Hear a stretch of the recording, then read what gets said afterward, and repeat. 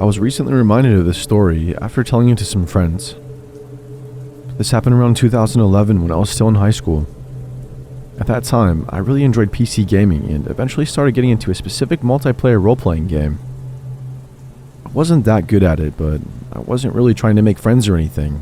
I was only just playing and trying to have fun, only joining parties when absolutely necessary. For a few months, I just logged on and played some quests and did the usual thing. But because it was so long ago, I can't remember all the game-specific terminology. Now, if I remember correctly, the game worked as follows.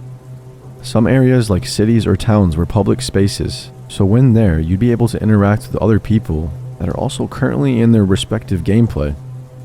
If someone wasn't actually in your party, you would have no contact with them when entering into a private space outside. One day, when moving about in one of the public areas, I was approached by another player, and we'll call him Andrew. We were just chatting. He was friendly, and I really didn't sense any red flags. It was a very standard interaction, but probably also one of the first that wasn't quest-related. Andrew was friendly, and offered to help me with whatever I needed to do in-game next. At some point, he just randomly asked whether I'm really a girl or not. My avatar was female, but my username didn't really offer any information relating to my gender, so I confirmed. Albeit confused that I am a girl, and that seemed to be it. We continued on from there, did the quest, and after adding him as a friend, I logged off eventually and everything seemed fine. A few days later, I played again, and with what I assume must have been newfound confidence in my friend-making skills thanks to Andrew, I did a quest with some other people who offered to let me join their guild. I was kind of stoked because I've never had a guild offer before, so I immediately accepted and joined their guild. Even though it was tiny and unimportant, I was pretty happy. The next day I log in and Andrew is also online. The game publicly shows your guild affiliation and he's immediately angry, I guess. He reminds me that I shouldn't just join any guild and demands that I leave it because he wanted me to join his instead. I'm very confused, but I feel like I've somehow betrayed my friend, so I do as he asked and accept his invitation to join his.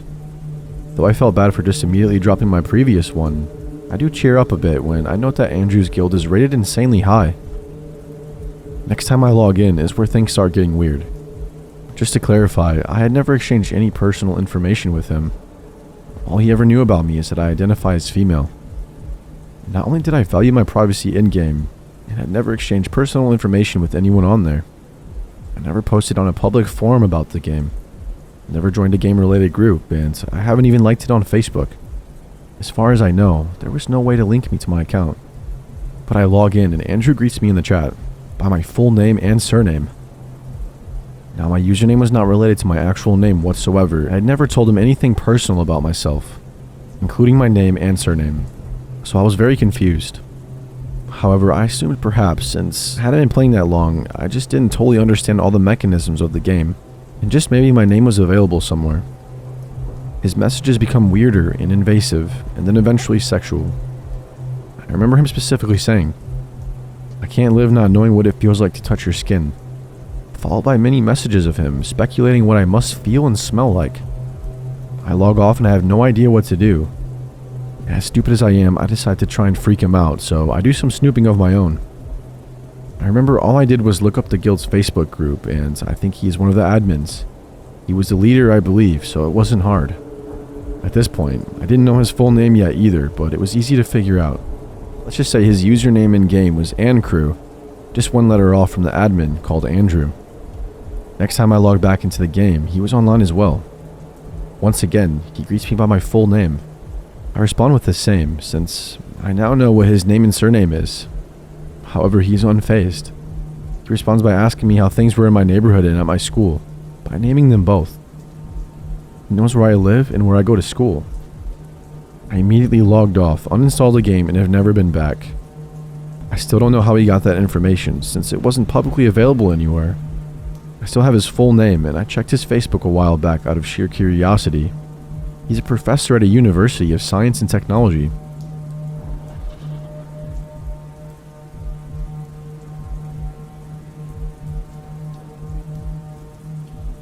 So I've kind of been waiting to post this for a while, but a combination of technical difficulties and residual fear have been preventing me from doing so thus far.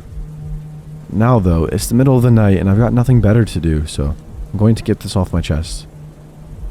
I grew up with parents who were reasonable, loving people, but who were also more than a little paranoid when it came to the internet. Anything that allowed anonymous communication in any form was banned, point blank, from the household. Even Club Penguin wasn't allowed because you could chat in it. So naturally, when I got my first laptop at 12 years old, it was a piece of crap, gotten only because all of my homework that year was online. The first thing I did was start trying to talk to people online. I wasn't going into chat rooms or anything because my parents' warning still resonated with me, but I wasn't avoiding contact either. I ended up making a DeviantArt account, I know, cringe, where I didn't do much posting, as I lack artistic talent. In spite of this, however, I was contacted via private message by a guy who I'll call Jay, because his profile picture was of the Joker. That should have been a warning sign in of itself, honestly. Jay started talking to me out of the blue. I think I commented on one of his pieces or something, and he reached out to me to thank me for my kind words. We started talking. Turned out that we had a lot of common interests. We played some of the same games, and liked some of the same cartoons, etc. He seemed like a really, really nice guy. I think it was maybe a week or two, and the first uncomfortable thing happened, even if I didn't exactly think much of it at the time. The two of us shared a somewhat misanthropic view of the world, so there were a lot of dark jokes passed back and forth between us. Sometime about a week after we first started messaging, he casually mentions thinking that the world would be better off without him. I sent him a sad face and assured him that it wouldn't, as I quite liked talking to him. He didn't say anything more about it then, so I assumed that was it. But it wasn't. Jay talked about hurting himself a lot. Him talking about it quickly morphed from passing commentary to long graphic rants about how much he hated himself. I spent hours talking him down over chat, terrified that one day I wouldn't be able to do enough and he'd actually do something crazy. His messages started to get creepy in a different way. He started telling me how grateful he was to have me, and how no one has ever cared about him as much as I did, and how important I was to him, and even how he couldn't live without me. He was obsessed. Well, one day, a couple months in, my laptop breaks. It wasn't too bad, but it still took a couple of days before everything was back in working order. I logged back into DeviantArt to find dozens of messages, all from Jay. They started off normal, but quickly became frantic after I didn't respond. The last message he had sent was along the lines of, "I can't take this anymore," followed by a link to a picture image. Unfortunately, I can't go into detail of what I saw, but just know it was horrible and there were pictures of him. Nothing sexual, but I think you get the point. I was horrified. I quickly messaged him back, terrified that I just lost a friend, and he responded. He said, "I thought I'd lost you. I thought you left me. I couldn't handle the pain without you. Don't ever do that to me again." I said I wouldn't, and he seemed relieved. But he only got worse from then on. It reached a point where practically our every conversation consisted of him either professing his obsession with me, or some sort of depressive slumber, or both. The stress was keeping me up at night. I was terrified that one day soon, I'd open up the chat and see nothing. I was convicted that it was my job to keep this guy alive, and that I was failing miserably at it. But Jay kept escalating. Until one day, nearly a year in, he finally said something that frightened me so badly I had to leave. Jay started talking about how I was the last good person left on this miserable planet, and stuff like that. He said the only way he'd ever be able to find happiness was by leaving Earth and taking me with him. That way we would always be together. He started going into very detailed, very graphic descriptions of how he'd kill me. A lot of them involved carving out my heart, then clutching it to his chest and laying beside me as I was terrified, enough so that I did what I should have done a long time ago and deleted that account. For years following that incident, I never spoke to anyone online. Even to this day, actually, there's still a lingering sense of dread when it comes to an online interaction. So to the boy who I thought was my first internet friend, I don't know what your deal was, whether you were mentally ill, or purposely malicious, or some combination of the two. But whatever the case may have been, let's not meet.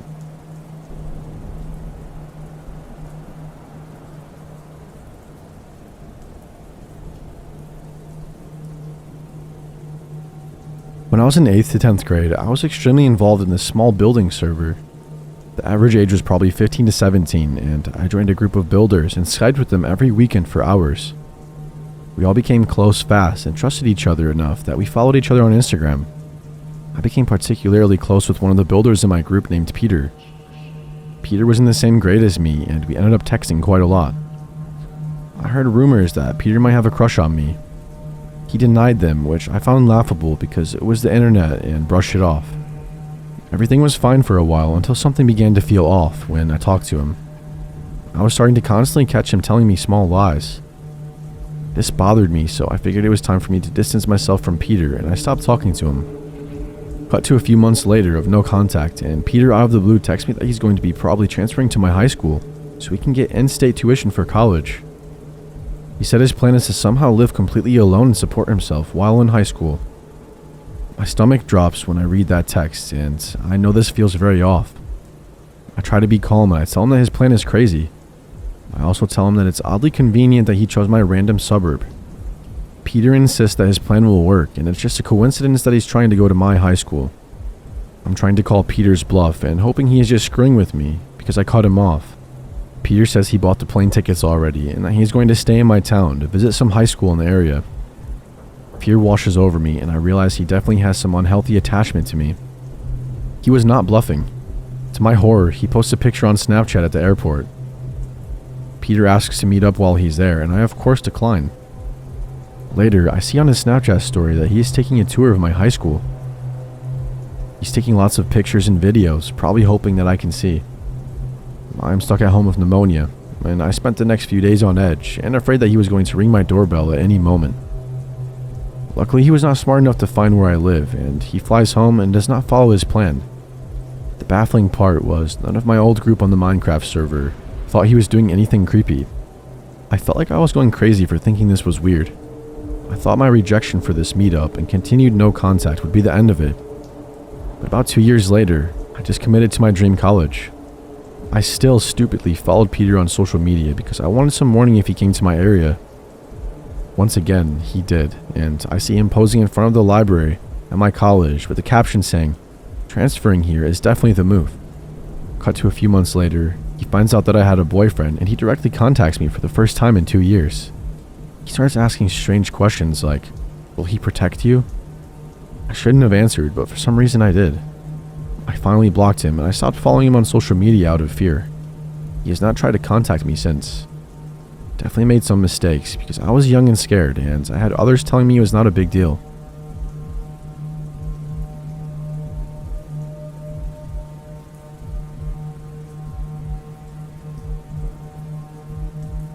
Six years ago, I was a new mom, learning to balance my job, family, and health. My social life primarily existed on the internet at this time, and Facebook and Instagram were the main ways I kept in contact with others.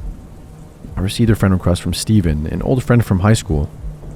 I accepted and everything was normal for a while.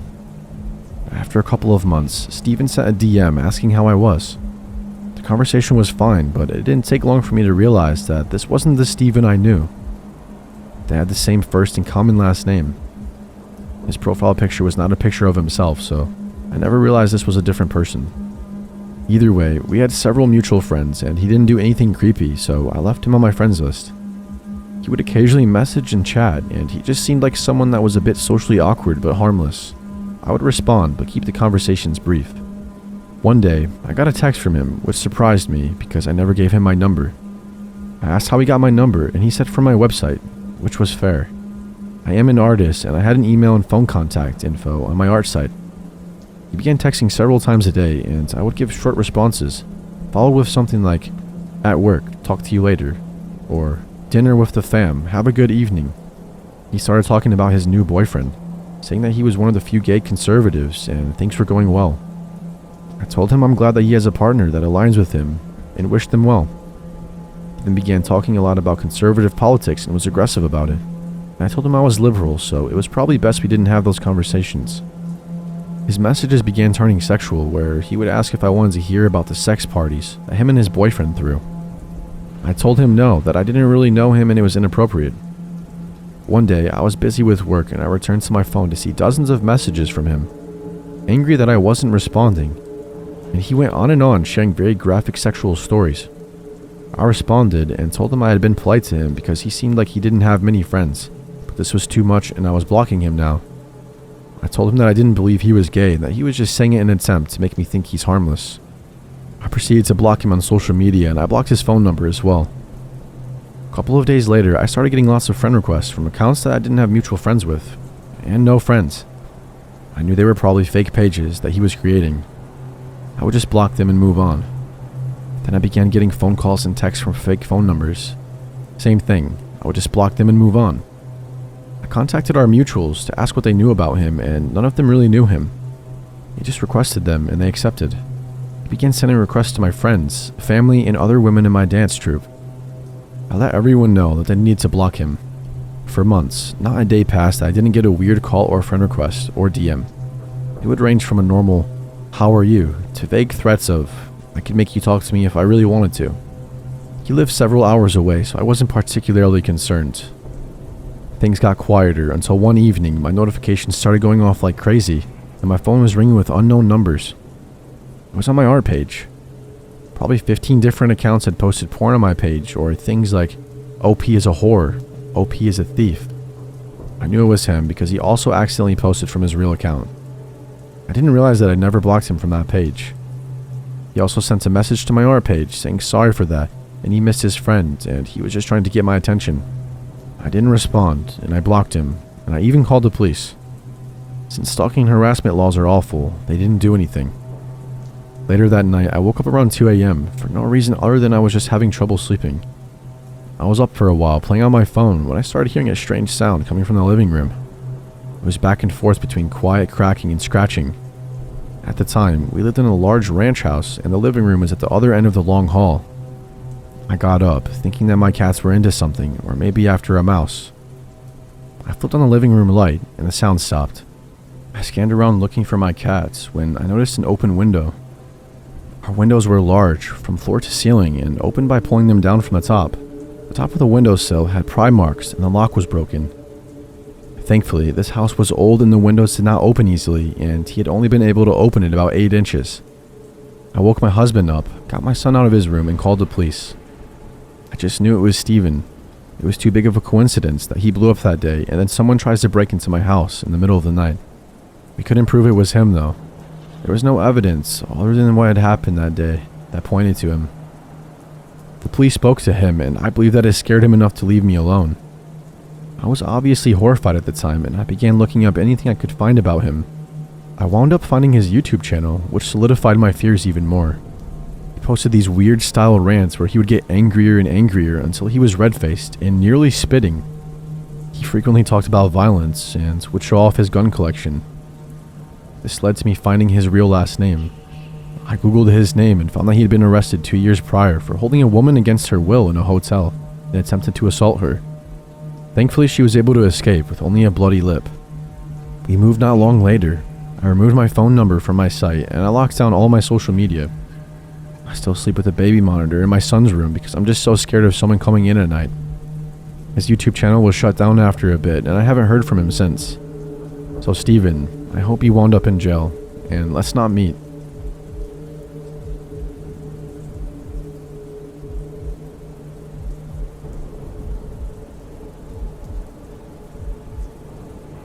So a long time ago, I had a falling out with a friend who liked to cyber harass people she didn't like. Because I knew this, I took precautions on all my social medias and added the 2-step verification, where it would send codes to your cell phone if someone had tried to log in or change your password. Seems like a safe step, right? I never thought about it any further until a few days ago.